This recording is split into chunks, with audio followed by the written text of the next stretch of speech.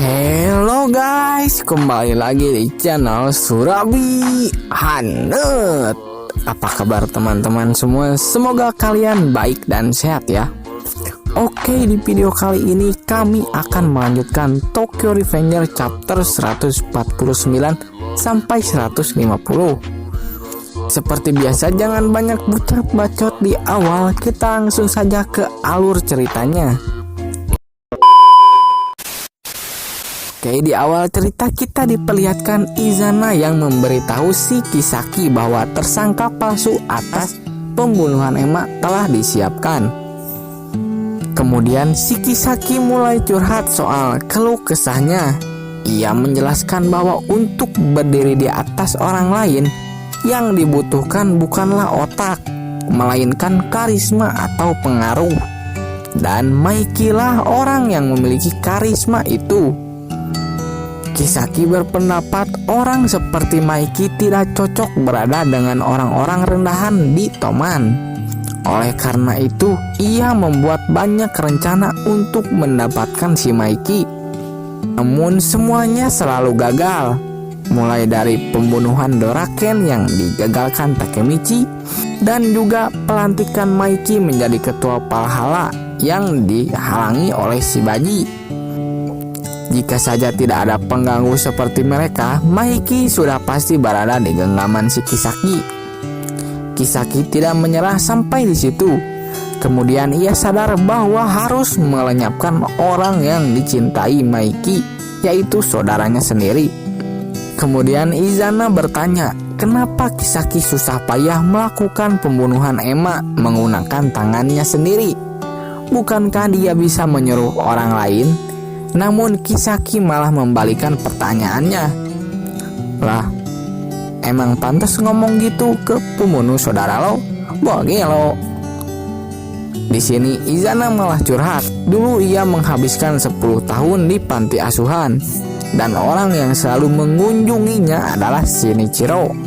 Izana hidup diselimuti cinta yang diberikan Shinichiro. Jadi ia tidak peduli terhadap orang lain yang Shinichiro cintai. Terlebih lagi kejahatan Kisaki yang sekarang melengkapi dirinya. Dan Maiki yang sekarang dalam keadaan mental tidak stabil memudahkan Izana untuk segera bergerak mempengaruhinya. Dengan begitu, Toman akan segera jatuh ke tangan Kisaki.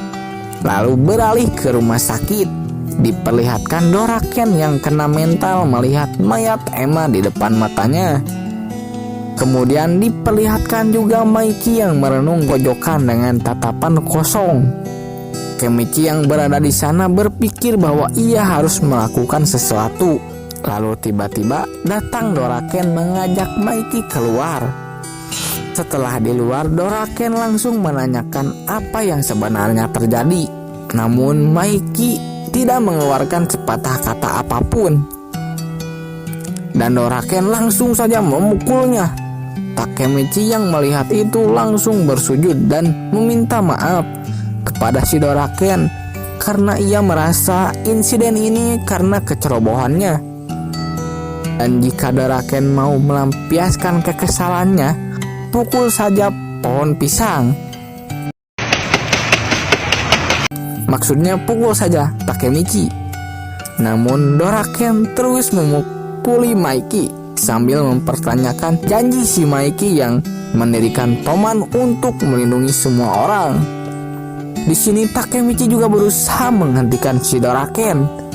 Namun Doraken tidak henti-henti memukuli si Maiki sambil mengatakan kegagalan yang Maiki perbuat.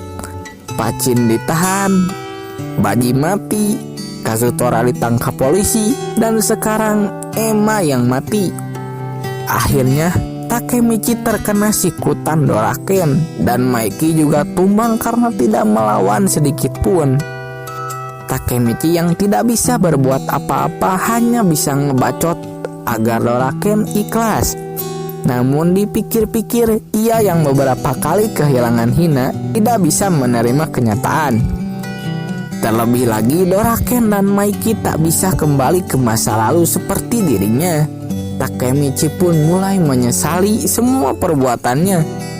Dan mungkin semua kerja kerasnya akan berakhir sampai di sini, karena Mikey sudah dipastikan akan tenggelam dalam kegelapan. Dan bersambung. Oke lah, cukup sekian dulu pembahasan yang dapat kami sampaikan dalam video kali ini. Seperti biasa, jika kalian suka dengan video yang kami buat, bisa diklik like dan subscribe-nya ya. Dan mohon maaf jika penjelasan yang kami sampaikan jauh dari kata sempurna.